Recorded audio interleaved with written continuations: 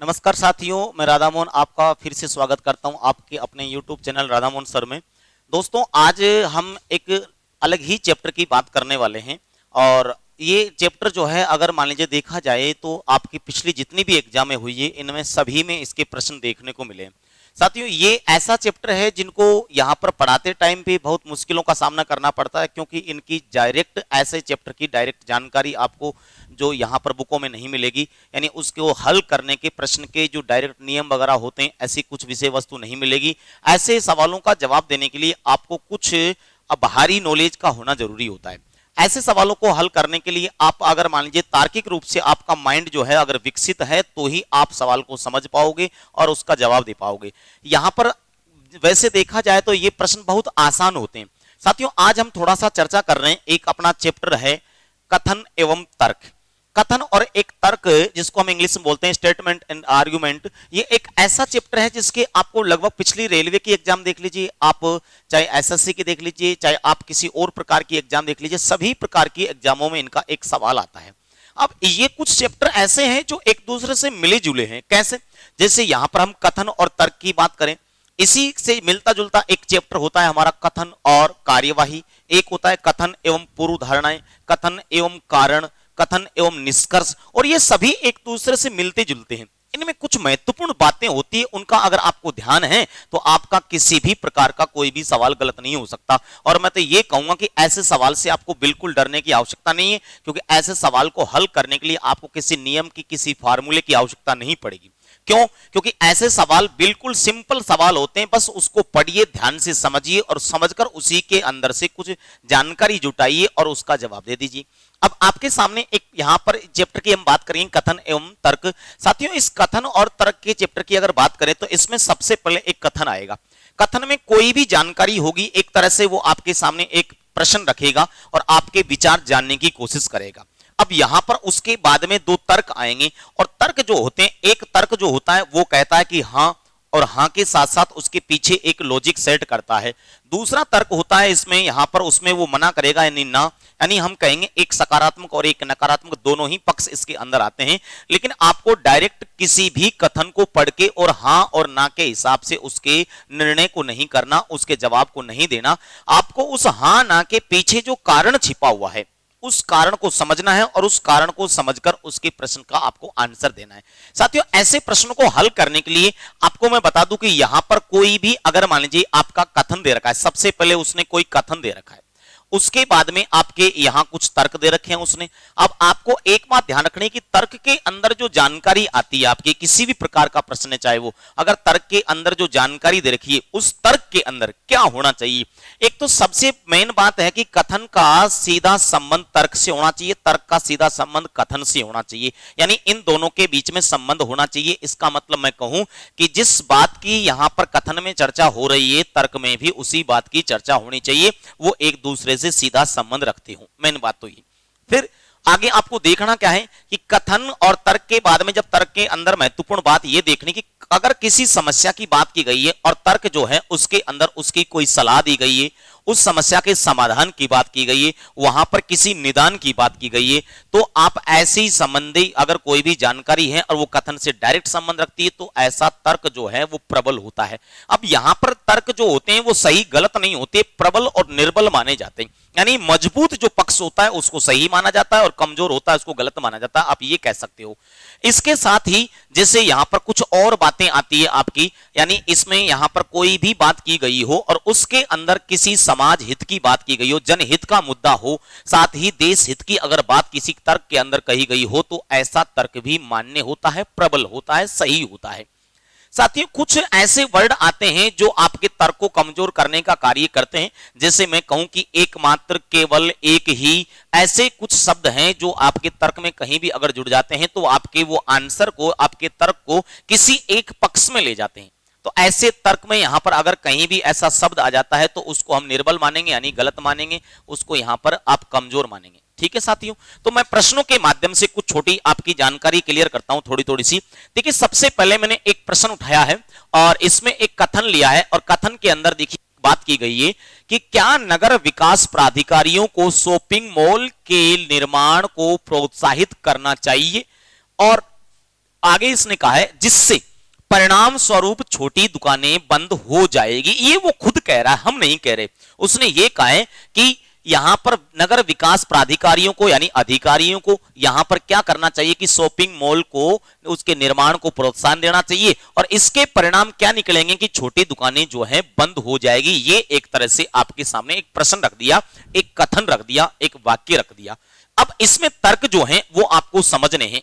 पहला जो तर्क है आपका, उसमें कहा गया है कि हां शॉपिंग मॉल में एक ही छत के नीचे हर एक चीज सस्ती दर पर मिल सकती है। अब साथियों वहां पर शॉपिंग मॉल को बनाने की बात की गई है, उससे छोटी दुकानें बंद होने की बात भी की गई है। अब आप एक बात सोचिए, वहां पर छोटी दुकानें बंद हो जाएगी, शॉपिंग मॉल में सभी प्रकार की दुकानें हो जाएगी, लेकिन ये कोई गारंटी थोड़ी कि एक जगह सभी प्रकार की दुकानें हैं तो आपको सामान सस्ता मिल जाएगा। अरे भैया, अगर आप एक छोटी दुकान से जाकर डायरेक्ट बड़े मॉल में दुकान खोल रहे हो, वहां बड़ा इन्वेस्ट कर रहे हो, तो ये कैसे उम्मीद की जा सकती है कि बड़े मॉल के अंदर, उस शॉपिंग मॉल के अंदर आपने इतना बड़ा इन्वेस्ट किया है और उसके बाद आप सस्ते सामान बेचोगे? तो आप कोई भी ऐसा व्यक्ति थोड़ी होगा जो अपना इन्वेस्ट करके और ये चाहे कि मैं नुकसान उठा लूं, ऐसा तो नहीं हो सकता। तो इसका मतलब हमारा ये जो पहला ही तर्क है वो निर्बल है, यानी ये दावेदार नहीं है और उसमें ये कहा गया है कि छोटी सस्ती दरों पर आपको सामान मिल सकते हैं, इसकी कोई गारंटी नहीं है, ऐसा कुछ भी नहीं हो सकता। आगे देखिए क्या कहता है दूसरा, नहीं, अभी नकारात्मक वाक्य है लेकिन क्या कहता है उसके पीछे का कारण देखिए। बहुत से लोगों के लिए रोजमर्रा की खरीदारी करने के लिए शॉपिंग मॉल में जाना सुविधाजनक नहीं होगा। बिल्कुल सही है कि समाज में सभी प्रकार के लोग रहते हैं। कुछ लोग ऐसे भी हो सकते हैं जो अपने दैनिक जीवन का जो सामान है वो एक बार में ही, जैसे छुट्टी के दिन जाके और वहां पर एक बार में ही खरीद कर ले आएंगे। लेकिन कुछ व्यक्ति ऐसे भी तो होते हैं, निम्न वर्ग के हैं, मध्यम वर्ग के हैं, जो यहाँ पर उनकी आमदनी के हिसाब से, जरूरत के हिसाब से उस चीज को खरीद के लेके आते हैं। अगर उनको जितनी जरूरत होती है वो उतना ही लेके आते हैं। अब वो व्यक्ति डेली के डेली अपने काम से फ्री होकर, ये कोई जरूरी नहीं है कि वो शॉपिंग मॉल में ही जाए, अगर उसके आसपास उसको छोटी दुकान मिलेगी तो वो तो वहीं से लेना पसंद करेगा। तो ये इसने कहा गया है कि नहीं, बहुत से लोगों के लिए रोजमर्रा की खरीदारी के लिए शॉपिंग मॉल में जाना सुविधाजनक नहीं होगा। यानी ये प्रबल आपका तर्क है, यानी दावेदार है, मजबूत है, तो हम इसको सही मानेंगे। तो हमारा आंसर हो गया इसमें कि तर्क सेकंड जो है इसका वो प्रबल है। साथियों और अगले प्रश्न की चर्चा कीजिए। देखिए अगला प्रश्न है हमारे सामने। सबसे पहले कथन दिया है इसने और कथन में कहा गया है कि क्या हमारे देश में कुछ अवसरों को छोड़कर आतिशबाजी सहित पटाखे चलाने पर पूर्ण प्रतिबंध होना चाहिए। अब देखिए इसने यहां पर पूर्णतः प्रतिबंध की बात नहीं कही गई, यहां उसने कहा है कि कुछ अवसरों को छोड़कर, यानी कुछ अवसर जैसे मुख्य पर्व होते हैं, हमारे राष्ट्रीय पर्वों की श्रेणी में आते हैं या देश में अधिकतर यहां पर उनको मनाया जाता है, उनको छोड़कर ये क्या कह रहा है कि बाकी जैसे कई पर्व आते हैं तो उनमें ये पटाखे जो चलाते हैं लेकिन उन पे पूर्णतः प्रतिबंध होना चाहिए। पटाखे भी कैसे, आतिशबाजी, जैसे आप बड़े तौर पर आतिशबाजी करते हो उसकी यहां पर बात की गई है। साथियों आगे इसमें आप इसके तर्क देखिए और तर्कों पर ध्यान देंगे। पहला दे रखा है कि हाँ, अब ये कहता है कि प्रतिबंध लगा दो, लेकिन उसके पीछे का लॉजिक देखिए क्या है। क्या कहता है, पटाखे चलाने से बहुत ज्यादा ध्वनि और वायु प्रदूषण होता है जो स्वास्थ्य के लिए हानिकारक होता है। क्या ये बात बिल्कुल सही है? अगर कोई भी बात आपकी धार्मिक भावना से जुड़ी होती है, लेकिन अगर उसके पीछे कोई वैज्ञानिक कारण होता है तो वैज्ञानिक कारण तथ्य जो स्पष्ट बात को कहता है वो बात क्या होती है, हमेशा प्रबल होती है। और ऐसी भावनाओं में बहकर कोई बात की जाती है वो यहां पर सही नहीं होती। तो साथियों इसने एक मजबूत कारण बताया है। क्या बताया है कि ध्वनि और वायु प्रदूषण होता है जो स्वास्थ्य के लिए क्या होता है, हानिकारक होता है। इसका मतलब ये कहता है कि बिल्कुल प्रतिबंध लगा देना चाहिए और उसके पीछे का कारण जो है वो भी उसने मजबूत दिया है। तो हमारा पहला जो यहां पर ये तर्क है वो पूर्णतः यहां पर प्रबल है। अगला देखिए साथियों क्या कहता है कि नहीं, लोगों को सभी अवसरों पर अपनी रुचियों और प्राथमिकताओं के अनुसार आनंद उठाने की अनुमति चाहिए। अरे भाई, ये यहां पर आपको पूर्णतः प्रतिबंध नहीं कर रहा, उसने पहले ही कह दिया कि आपके जो कुछ पर्व हैं उनको छोड़कर प्रतिबंध लगाने की बात की गई है, यानी पूर्णतः प्रतिबंध की बात नहीं कही। यहां पर उसने पहले ही कहा है कि कुछ अवसरों को छोड़कर, कुछ अवसरों को छोड़ देना चाहिए। अब आप अगर मान लीजिए ये कहोगे कि लोगों को छूट देनी चाहिए, तो फिर तो भैया लोग क्या है कि आजादी अगर किसी को ज्यादा मिल जाती है ना, उसका भी वो दुरुपयोग करेंगे। कैसे? फिर तो किसी के घर में एक छोटा सा भी प्रोग्राम होगा तो उसमें वो बहुत बड़ी बड़ी आतिशबाजी करेंगे, तो वो बाकी आसपास के लोगों को डिस्टर्ब करने का काम करेंगे, वायु प्रदूषण करेंगे, ध्वनि प्रदूषण करेंगे। तो ऐसा तो यहां पर नहीं होना चाहिए। यानी अनुमति है भाई, आप त्योहार मना सकते हो, इसका मतलब ये थोड़ी कि उस स्वतंत्रता का, उस आजादी का आप दुरुपयोग करो और ऐसे यहां पर इस प्रकार से कार्य करो। तो ये कोई आपका लॉजिक जो है वो सही नहीं है, यानी तर्क जो है आपका प्रबल नहीं है, निर्बल तर्क है, कमजोर बात है। इसका मतलब आपके इस प्रश्न का जवाब हो गया कि आपका तर्क फर्स्ट जो है वो इसमें प्रबल है। अगला प्रश्न देखिए दोस्तों, अगले प्रश्न में हमने यहां पर बात की है, पहला अपना कथन कहता है कि क्या भारत में फांसी की सजा के स्थान पर पूरे जीवन कठोर कारावास की सजा कर देनी चाहिए। पूरे जीवन का मतलब आजीवन कारावास की सजा की इसमें बात की गई है। वो ये कह रहा है कि भाई फांसी की सजा है ना, उसको आजीवन कारावास में कन्वर्ट कर दो, यानी इसकी जगह ये कर दी जाए। ये यहां पर बात चल रही है, लेकिन उसके नीचे अब जो तर्क है उसकी हम बात करते हैं। देखिए क्या कहता है, पहला तर्क कहता है आपका कि हां कर दीजिए। अब इसने क्या कहा है कि बहुत से विकसित देशों में इसे लागू कर दिया गया है। अब ध्यान रखना साथियों, किसी से तुलना की गई हो, तुलनात्मक जो बातें होती हैं वो तर्क में ज्यादातर गलत होती है। किसी दूसरी जगह ऐसा कार्य किया गया, उससे हम यहां पर नहीं कर सकते। उनका माहौल अलग प्रकार का हो सकता है, वहां के लोग अलग प्रकार के हो सकते हैं, वहां का कानून अलग प्रकार के हो सकता है। इसका मतलब ये नहीं कि उनका वहां पर ऐसा हुआ है तो हम भी ऐसा करें। ये यहां पर लॉजिक जो है इसका सही नहीं है, तो हम ये कहेंगे ये निर्बल यहां पर तर्क हो गया, इसको हम गलत कर दिया। अगला कहता है कि नहीं, फांसी की सजा रहनी चाहिए जिन्होंने जघन्य अपराध किया है। बात बिल्कुल सही है कि फांसी की सजा हर किसी को थोड़ी मिलती है। किसी ने जघन्य अपराध किया है, समाज के लिए खतरा है, ऐसे ही लोगों को फांसी की सजा होती है। फांसी की सजा ये नहीं है कि आपने तुरंत मांग कर ली और तुरंत उसको गिरफ्तार किया, आरोपी सिद्ध कर दिया और तुरंत फांसी पर चढ़ा दिया। फांसी की सजा जो है वो बहुत ही यहां पर कम मामलों में दी जाती है, क्योंकि ये सजा ऐसी सजा है जिसके बाद में कोई सजा बाकी नहीं रहती। तो फांसी की सजा अगर किसी को मिलती है तो इसका मतलब वो अवश्य होगी, यहां पर उसकी जरूरत होगी, इसलिए दी जाती है। तो ये बात बिल्कुल सही है कि फांसी की सजा रहनी चाहिए। किसके लिए? जिन्होंने जघन्य अपराध किया है, जिसको समाज में जीने का अधिकार नहीं है, ऐसे व्यक्तियों के लिए जरूरी है। तो ये आपका इसमें तर्क सेकंड जो है वो प्रबल है। दोस्तों अगले प्रश्न की हम बात करें, अगला प्रश्न है हमारे सामने, क्या प्रसिद्ध कथन दे रखा है इसने, क्या प्रसिद्ध विदेशी विश्वविद्यालयों को भारत में संस्थाएं स्थापित करने की अनुमति दी जानी चाहिए। अब देखिए, कहीं भी कोई बड़ी संस्थान की हम बात करें, अगर उसका जैसे एक जगह वहां पर बड़ा संस्थान चल रहा है, अगर उसकी दूसरी शाखा कहीं पर स्थापित कर दी जाती है, तो जिस जगह वो शाखा स्थापित होगी वहां के लोगों को उसका लाभ मिलेगा।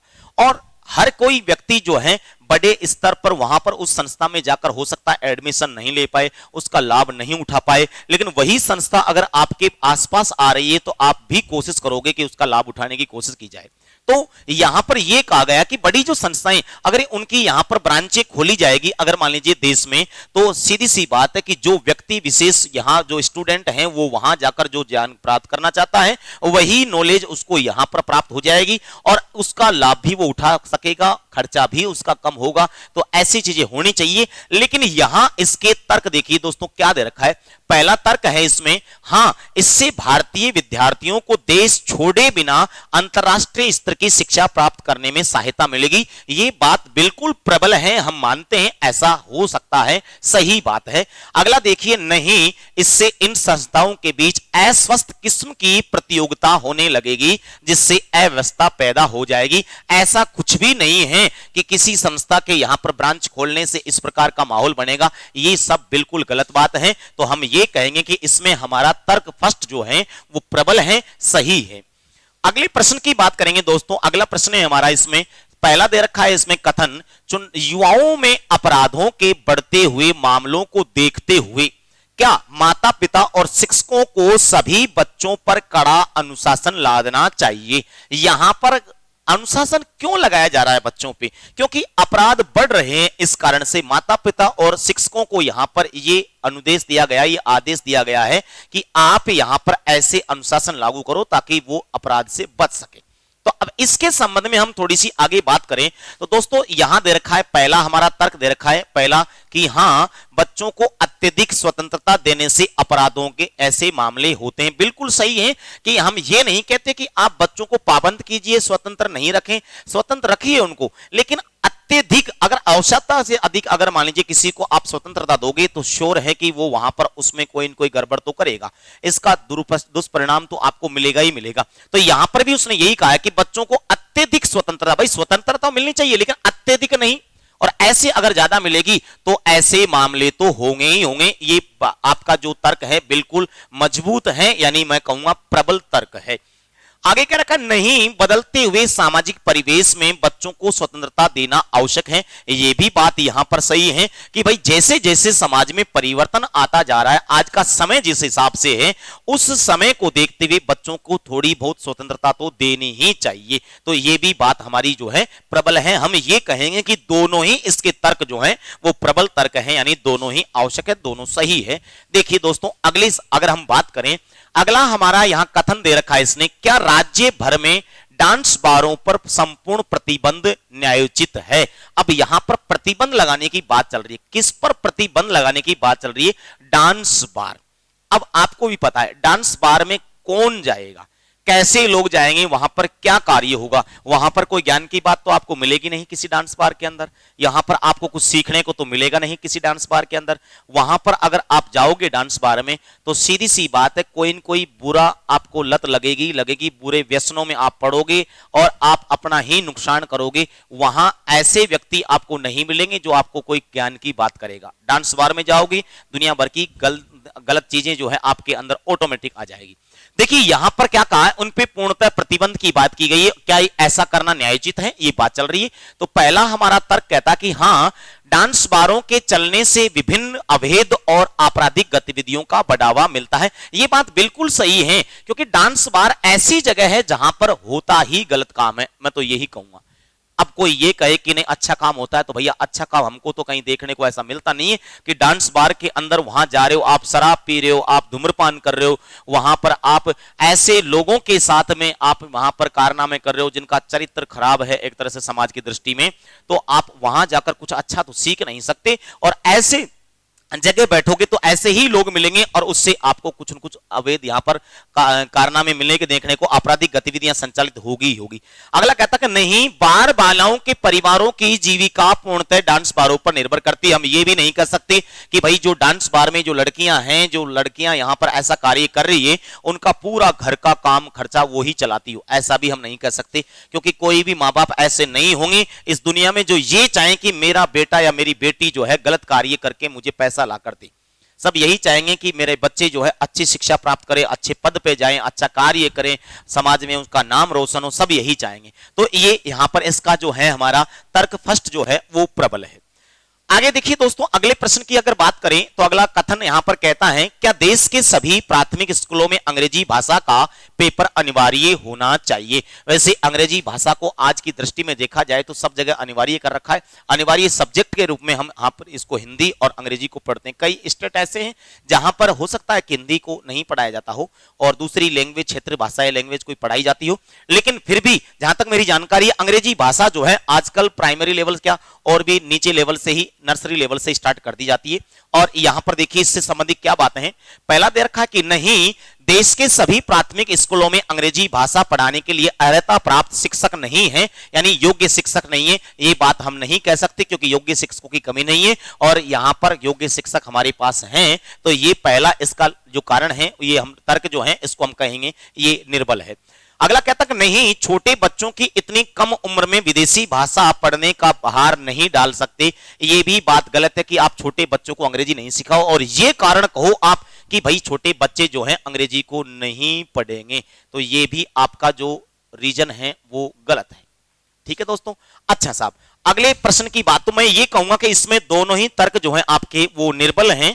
और अगले अगर हम चर्चा करें तो मैं कहूं, अगला कथन दे रखा है, क्या सभी बड़े शहरों में सड़कों का रखरखाव प्राइवेट कंपनियों को सौंप दिया जाना चाहिए। अब ये क्या कह रहा है, क्या सभी शहरों की बात कर रहा है और रखरखाव किसको देने की बात की जा रही है, प्राइवेट कंपनियों को। अब तर्क देखिए इसका क्या कहता है, हां वर्ष भर सड़कों की अच्छी स्थिति सुनिश्चित करने का यही एकमात्र तरीका है। ध्यान रखें कि यह तरीका हो सकता है लेकिन एकमात्र तरीका नहीं हो सकता। एकमात्र जो शब्द आता है तो आपके आंसर को संकुचित कर देता है, यानी सोर्ट कर देता है, एक पक्ष में ले जाता है। तो ये क्या हो गया? निर्बल तर्क हो गया। आगे देखिए, नहीं प्राइवेट कंपनियां सभी सड़कों का रखरखाव करने के लिए सक्षम नहीं है। ये भी हम नहीं कह सकते कि सक्षम नहीं है, क्योंकि प्राइवेट कंपनी अगर सक्षम नहीं है तो सरकार ऐसा करेगी ही नहीं। तो ऐसा तो यहां पर गलत है। तो दोनों ही इसके तर्क जो हैं वो निर्बल हैं, यानी कमजोर हैं। और अगला प्रश्न देखिए दोस्तों, अगले प्रश्न में कथन क्या कहता है? क्या भारत में आपराधिक मामलों में दोषी व्यक्तियों को भारत में चुनाव लड़ने की अनुमति देनी चाहिए? देखिए दोस्तों, वैसे कई व्यक्ति ऐसे होते हैं, किसी कारणवश मान लीजिए उसके केस लग गया, कोई रीजन हो सकता है उसका, किसी भी कारण से उसके केस लग गया, अब मान लीजिए वो अपराधी हो गया। अब अगर मान लीजिए ऐसे व्यक्ति, अब हो सकता है कि वो व्यक्ति जो है वो मजबूरी में केस लगा हो, किसी की गलती से लगा हो, अपराधी घोषित किया गया हो, लेकिन हो सकता है कि वो व्यक्ति जो है मन का अच्छा हो, दिल का अच्छा हो और सेवाभावी व्यक्ति हो। तो अगर ऐसे व्यक्ति को आप एक आपराधिक मामले का केस लगाकर अगर रोक देते हो तो ऐसे व्यक्ति से जो मिलने वाले आपको फायदे हैं, समाज को जो फायदा होता, देश को जो फायदा होता, वो नहीं होगा। तो अब इससे हमारे कोई मतलब नहीं है, लेकिन यहां इसकी जो लॉजिक है वो देखना है। पहला क्या कहता है कि नहीं, ऐसे लोग देश और जनता की सेवा नहीं कर सकते। ये तो हम नहीं कह सकते कि भाई देश और जनता की सेवा नहीं कर सकते। आपने हिंदी फिल्मों में देखा होगा, कई ऐसे व्यक्ति भी हैं जो लोगों की कानून की नजरों में वो गुंडे हैं, बदमाश हैं, अपराधियों में, आपराधिक गतिविधियों में संलिप्त रहते हैं, लेकिन वो कुछ लोगों के लिए मसीहा का काम करते हैं, कुछ लोगों को, गरीबों को अच्छी अच्छी चीजें दान करते हैं, उनको विकास के लिए कार्य करते हैं, जबकि वो कानून की नजर में क्या है? वो गुंडे हैं, बदमाश हैं, गलत व्यक्ति हैं। तो हम ये तो नहीं कह सकते कि आपराधिक गतिविधियों में संलिप्त व्यक्ति जो है वो कभी भी समाज की, देश की सेवा नहीं कर सकता। कर सकता है। तो ये इसका लॉजिक जो है सही नहीं है। अगला क्या कहता है कि हाँ, यह तो लोकतंत्र है। बिल्कुल सही है। लोगों को तय करने दीजिए कि किसे वोट देना है। बिल्कुल सही है। आप कानून की नजर में उसको गलत ठहरा सकते हो, लोगों की नजर में हो सकता है कि वो व्यक्ति हीरो हो। तो आप ये तय करने दीजिए लोगों को कि आपको इसको वोट देना है, नहीं देना, क्योंकि लोकतंत्र के अंदर यहां पर किसी व्यक्ति का चयन करना किसी एक व्यक्ति का काम नहीं होता, पूरी जनता समुदाय मिलकर उसका चयन करती है। अगर उनको लगता है कि ये व्यक्ति हमारे हित की बात कर सकता है, हमारे हित के लिए लड़ सकता है, तो ऐसे व्यक्ति का चयन होना चाहिए। तो यहां पर इसमें तर्क जो है हमारा सेकंड जो है वो प्रबल है। दोस्तों अगला जो हमारा प्रश्न है, इसमें देखिए क्या कहा है इसने, क्या भारत में स्कूली शिक्षा मुफ्त कर दी जानी चाहिए? वैसे आज के दौर में देखा जाए तो भारत के अंदर स्कूली शिक्षा जो है वो मुफ्त है। आपको पता होगा प्राइमरी लेवल से अपर प्राइमरी लेवल से सीनियर तक भी बच्चों को जो है किताबें वगैरह गवर्नमेंट स्कूलों में फ्री दी जाती है। वहां कोई चार्ज नहीं होता आपका, सभी प्रकार की फैसिलिटी मिलती है। अपर प्राइमरी तक तो आपको क्या है, मिड डे मील के तहत गवर्नमेंट बच्चों को खाना तक देती है। छोटी मोटी कपड़ों से जैसे उनकी स्कूल ड्रेस वो भी देती है, और भी जो कई प्रकार की यहाँ पर योजनाएं चलाकर समय समय पर सरकार ऐसे यहाँ पर योजनाएं चलाकर उनको लाभान्वित करती है। प्राइमरी लेवल के बच्चों को आजकल एक योजना चलाई गई है, दूध योजना। उनको दूध पिलाया जाता है, छोटे बच्चों को फल वितरण किया जाता है, उनके लिए खाना खिलाया जाता है उनको। तो इस प्रकार का इन सब का एक ही मेन उद्देश्य होता है कि कैसे भी करके बच्चे जो हैं वो शिक्षा से जुड़े और कोई भी यहाँ व्यक्ति निरक्षर नहीं रहे, सब साक्षर बने और देश आगे बढ़े। तो इसके लिए ऐसा काम किया जा रहा है। तो यहां पर आगे इसमें तर्क जो है वो देखिए क्या कहता कि हाँ, यह साक्षरता स्तर बढ़ाने का एकमात्र तरीका है। मैंने कहा एकमात्र, केवल एक ही, ऐसे शब्द आकर उस बात को गलत कर देते हैं, तो इसका मतलब ये तर्क जो है हमारा वो निर्बल हो गया। आगे कहता कि नहीं, यह एक्सचेकर पर बोझ बढ़ाएगा जो पहले ही भारी है। एक्सचेकर का मतलब होता है कोई भी यहां पर एजेंसी हो सकती है, कोई सोसाइटी हो सकती है जो उसका यहां पर खर्च वहन करने का कार्य करती हो, कोई व्यक्ति विशेष भी हो सकता है। अब आप ये कहो कि भाई आप इस प्रकार से मुक्त कर दोगे तो ये जो यहां पर इस प्रकार का इसका संचालन करने वाले हैं उनके ऊपर बोझ बढ़ेगा। तो ये ऐसा कहकर अगर आप इस कार्य को रोकते हो तो ये भी लॉजिक आपका सही नहीं है। तो हम कहेंगे कि दोनों ही तर्क जो हैं आपके वो निर्बल तर्क हैं। दोस्तों आज हमने इन कुछ छोटे छोटे ऐसे प्रश्नों की चर्चा की। मिलते हैं अगली क्लास में और फिर एक ऐसे ही चैप्टर की हम किसी की यहां पर आपके सामने चर्चा करेंगे। जब तक आप मस्त रहो, व्यस्त रहो। जय भारत, जय हिंद।